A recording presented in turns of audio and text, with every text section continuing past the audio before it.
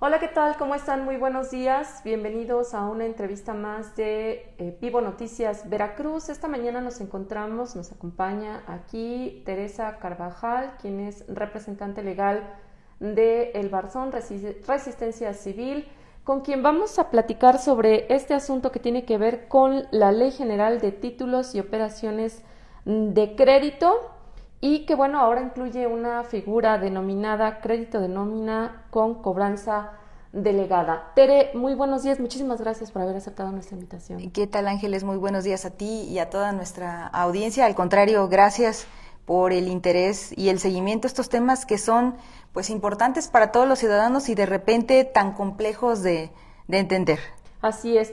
Pues a mí me gustaría preguntarte que nos explicaras, que le explicaras a la gente de qué se trata, porque pareciera que se está, o bueno, no pareciera, se está vendiendo hacia afuera el hecho de que esta reforma o que esta ley servirá como un tipo de beneficio para los trabajadores porque habría inclusión para poder obtener créditos o para aquellos que no tienen esta formalidad de obtener o cómo comprobar que tiene ingresos para una tarjeta de crédito y que sería muy beneficiosa cuando desde tu punto de vista es todo lo contrario.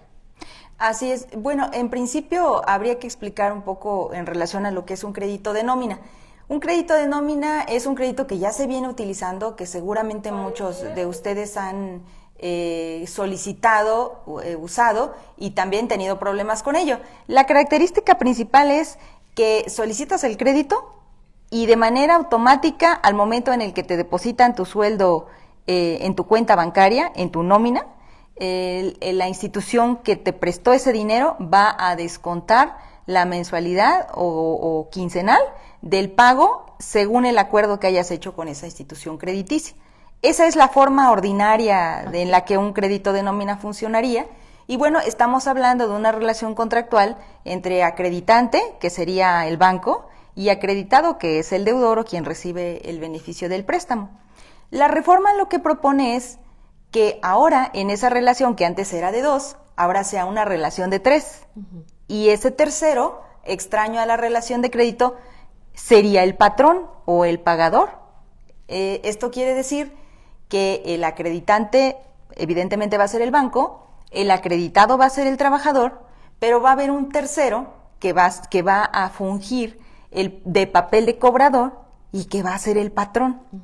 Esta es una situación verdaderamente grave, en principio porque es como si habláramos de un matrimonio de tres, cuando la ley lo que permite es que sea un matrimonio de dos personas, haciendo un poco el símil con el tema crediticio, como para familiarizarnos un poco más. O sea, ahora yo voy, si requiero de un crédito en el banco, forzosamente tendrá que notificarle a mi patrón que estoy pidiendo un préstamo y que firme o autorice para que se me descuente si yo por alguna razón dejara de pagar.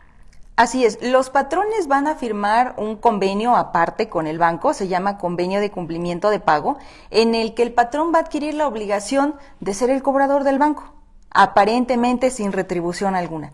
Y después de que ellos firmen este convenio, que además lo pueden hacer los patrones, sindicatos también, para poder ejercer esta función para con las entidades financieras, bancos, SOFOMES y demás entidades del sector financiero formal, que es a quienes les está favoreciendo esta reforma, en esencia, el papel de ellos va a ser cobrarte. Tú les vas a girar una instrucción de pago directa para que de manera periódica, ininterrumpida y completa estén descontando de tu sueldo, retengan el porcentaje del pago y lo entreguen o lo enteren en este caso el acreditante o la institución de crédito, ¿no? Esa es la formalidad de lo que va a suceder. ¿Qué hay de trasfondo? De trasfondo hay que esto permite un embargo al salario sin que esté mediando un proceso judicial, y esto nos parece sumamente grave. En la práctica, lo que hemos visto desde el Barzón es que quienes contratan un crédito de nómina renuncian a la posibilidad de poder cuestionar algo que además es el motivo principal de las quejas, que son las tasas de interés, ¿sí? Porque están asumiendo desde un primer momento el compromiso de hacer un pago.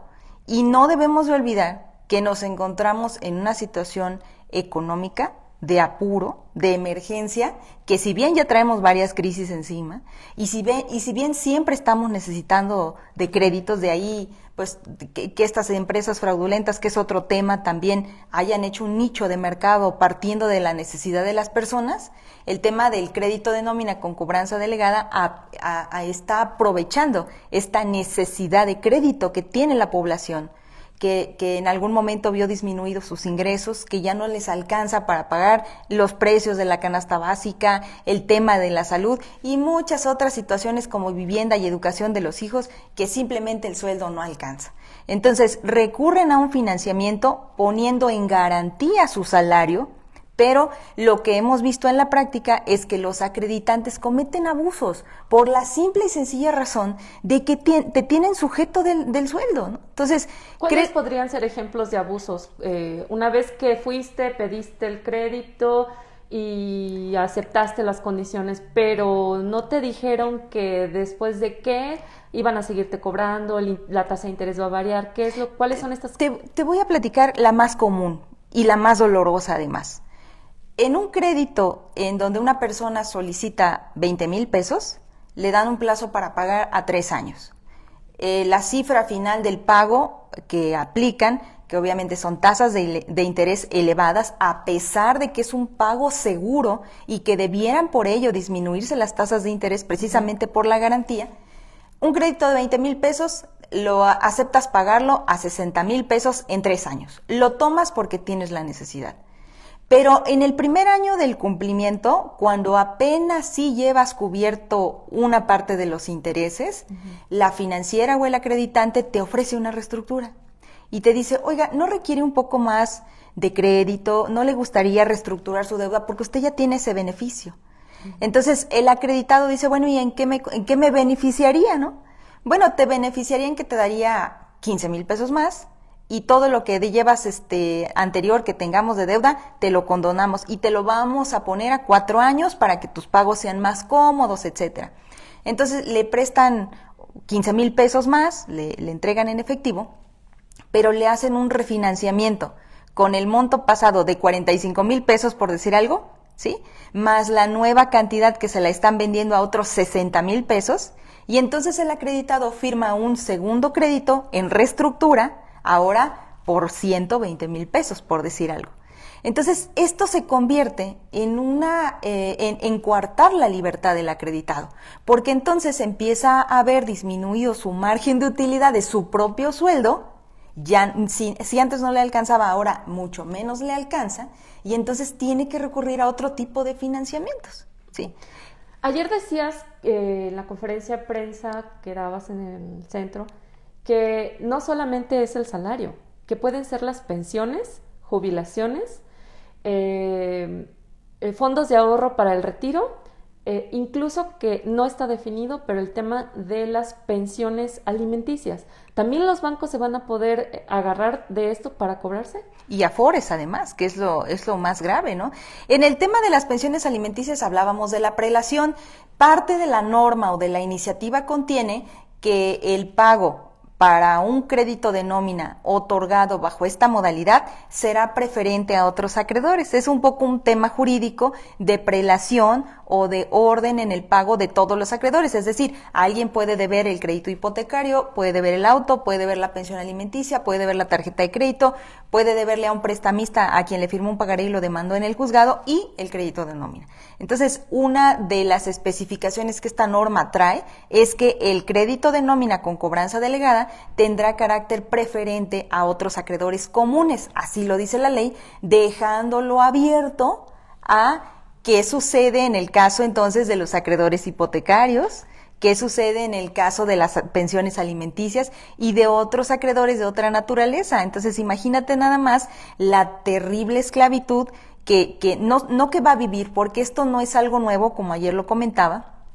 Es un modelo de otorgamiento de crédito, un mecanismo de financiamiento privado entre prestamistas de créditos en efectivo concretamente, que ha traído muchísimos problemas. La problemática de la que te hablaba es parte de ellas, pero hay desde negativa a entregar estados de cuenta, cuando alguien siente que paga y paga y paga y que no baja su sueldo y que en el estado de cuenta al contrario ve o en su descuento, en su talón, que va subiendo el saldo o habla por teléfono. Entonces intentan hacer contacto con el acreditante y se niegan simplemente a otorgar una información clara y precisa respecto a esto. Entonces ello se da en función de que ellos tienen la garantía, ¿sí?, de que van a cobrar, hagas lo que hagas, y que si no estás de acuerdo, pues entonces tú tendrás que demandar, cuando antes era al revés. La equidad de los ciudadanos en el tema de impartición de justicia, de acceso a la justicia, nos la da precisamente nuestro salario. Esto quiere decir que si ya no te alcanza para pagar, ¿cómo vas a tener para demandar en este caso a tu acreditante, ¿no? Oye, y lo peor es que si te cambias también de trabajo, la deuda va a ir contigo aunque tengas un empleo con un mayor ingreso y te cambies o tengas 2 o 3 empleos.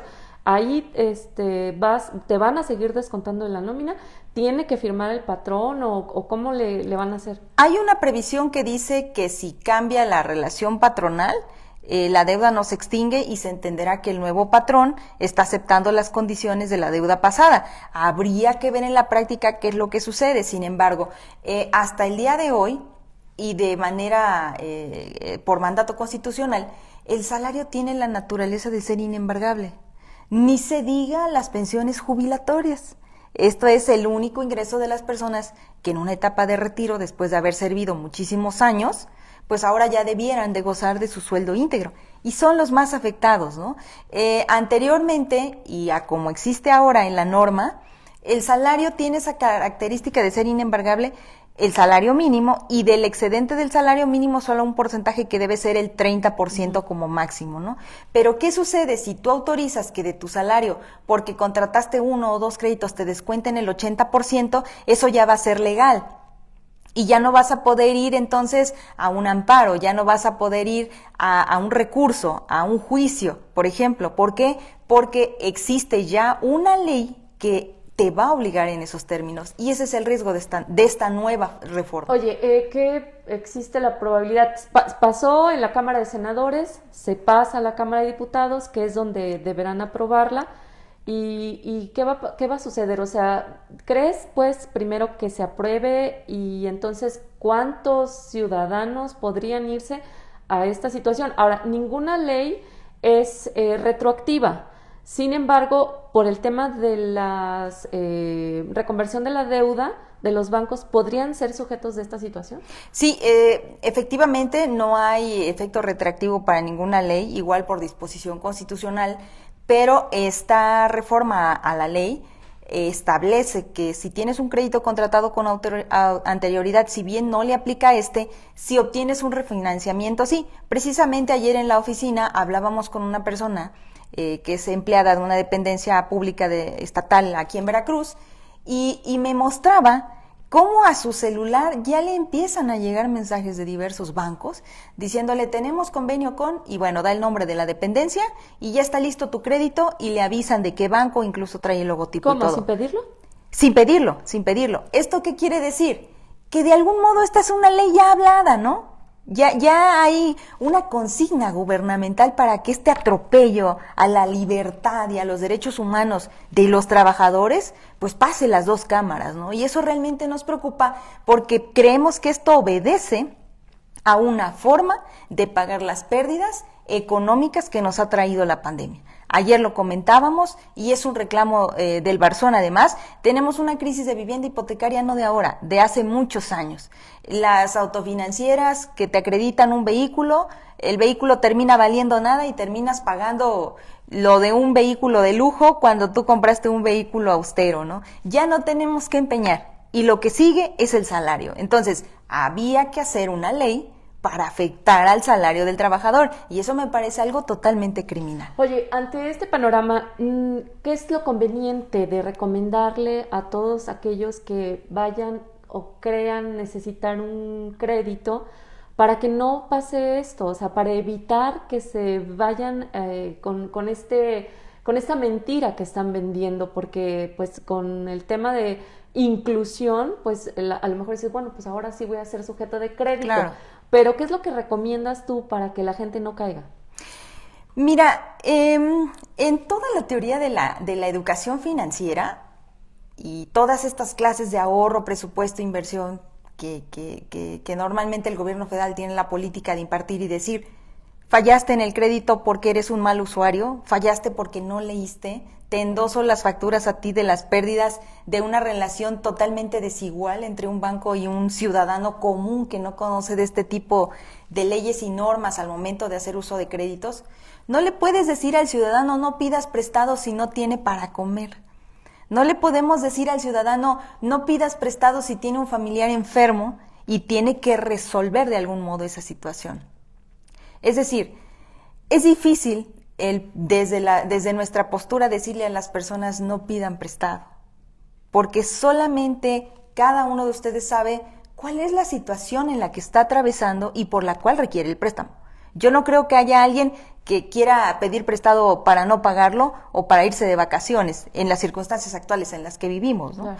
Pero lo que sí estamos haciendo desde el Barzón es todo este ejercicio, todo este esfuerzo por informarlos, por explicarles en qué va a consistir esta nueva modalidad de otorgamiento de crédito para que en la medida de lo posible eviten caer en esta situación. Por nuestra parte, estamos atentos y estamos dando seguimiento al camino que lleva la iniciativa, la minuta en la Cámara de Diputados, porque además no se ha convocado a foros a los gremios laborales, que serían en todo caso interesados en esto, desde luego a los deudores, a las organizaciones también, y desde luego a la Conducef, que es quien sí tiene las cifras de todos los fallos y errores que ha habido en este tipo de nomineras y de la forma de que están operando este crédito de nómina con descuento a los salarios, y que por lo menos en Veracruz, ayer lo platicábamos, es una situación realmente grave y desesperada la que están viviendo diversos sectores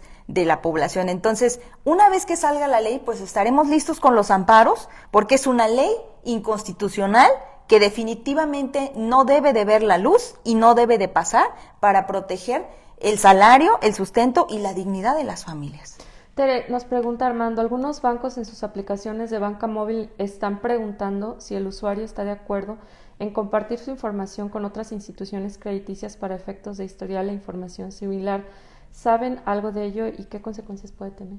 Bueno, la sugerencia para Armando sería definitivamente que no den ninguna autorización de nada, de compartir datos personales. Ahorita, este es un tema, pero ojalá haya la oportunidad del espacio para hablar de otros muchos más que son de gran relevancia, como el tema de los fraudes bancarios, que precisamente comienzan con un mensaje, con una llamada, y que a veces nosotros, ¿verdad?, por descuido, rapidez de la vida normal, del ajetreo diario, cotidianidad o exceso de confianza, brindamos, y eso abre la puerta a los ladrones para hacer un mal uso de nuestros datos. Entonces, yo le recomendaría a Armando que no proporcione información ni dé autorización. Estos mensajes que llegan de texto muchas veces traen ligas y tú a lo mejor lo abres y en el abrir le picaste algo y prácticamente en algunas ocasiones te dice ¿autorizas a que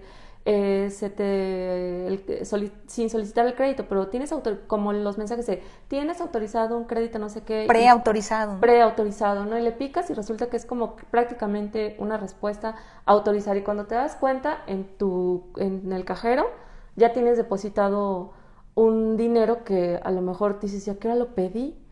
Bueno, pues es que lo confirmaste por un mensaje de WhatsApp.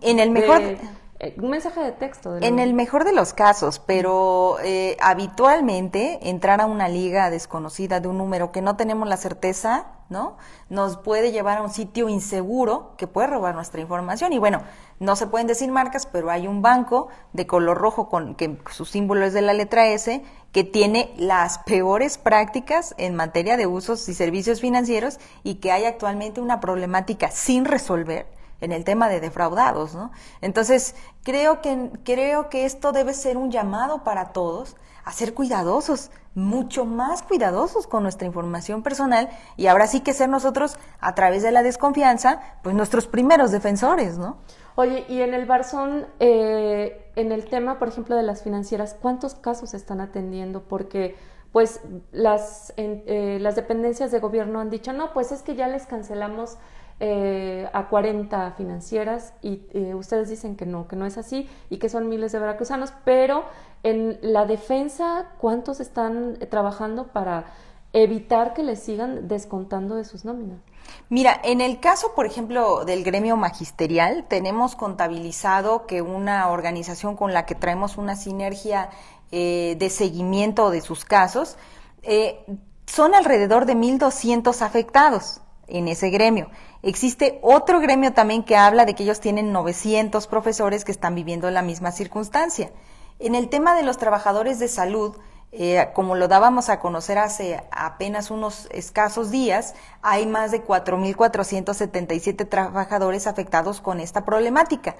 Y en el tema de los pensionados, por ejemplo, estamos hablando de más de 500 personas en esa situación, por lo menos conocidas o en datos públicos, ¿no? Desafortunadamente, parte de la problemática de quienes tienen embargado su salario, porque creo que hay que decir cómo se llama esto, y esto es un embargo al salario, solo que extrajudicial o sin mandato de una orden de un juzgado o de un juez, pues se les dificulta en la mayoría de los casos acceder a una instancia, el acceso a la justicia, el tener que entablar su propia demanda, dar vueltas. En el caso de los pensionados, una de las primeras barreras con las que nos encontramos es que son personas adultas que no pueden salir a entablar un procedimiento legal, ¿no? Sin embargo, hemos estado ayudando. Apenas hace 8 días recibimos la carta finiquito de un arreglo que tuvimos con una financiera que habíamos denunciado ante la Conducef por un tema de exceso en la cobranza. Ese caso, por ejemplo, ya se arregló y hemos estado en lo particular, en lo individual, atendiendo pues la problemática de todas las personas de ese universo que te comento, llegando pues en situación de crisis o desesperación hasta el Barzón. Tere, dinos a dónde se puede comunicar la gente con ustedes para que sean apoyados, las redes sociales, teléfono o de manera directa contigo. Sí, nos encuentran en el www.elbarzonrc.org o como Barzón RC. Ahí los va a canalizar a todas nuestras redes sociales, es nuestra página web, ahí podrán ver los testimonios. En la página de Facebook, por ejemplo, traemos la Jornada Estatal para la Defensa del Patrimonio Familiar. Estamos muy atentos al tema de cobranza abusiva y estamos de manera continua subiendo tips, dando consejos, recomendaciones y abordando en espacios importantes, claro, como estos, atendiendo la invitación para dar mayor información a los usuarios. También estamos en el 2281 148502 y en el 2281 668005 por razón de la contingencia y de que, bueno, hay personas que están fuera de Jalapa. Estamos haciendo también asesorías virtuales, ¿sí? Pero lo importante es que las personas pues sepan que tienen derechos, sepan que no están solos, que su problemática tiene solución, porque normalmente el deudor carga con el estigma de que pues si debe, pues que pague, ¿no? Es normalmente la información que está en el ambiente siempre, y creo que el tema del Barzón ha sido en esa estrategia de la resistencia civil y del pago justo, tratar un poco de trabajar con esa desestigmatización que hay sobre los deudores. Teresa, pues te agradecemos muchísimo que nos hayas acompañado, también agradecemos a las personas que nos siguieron a través de esta transmisión y pues los invitamos a que sigan pendientes de la información a través de Vivo Noticias Veracruz. Buen día, muchísimas gracias.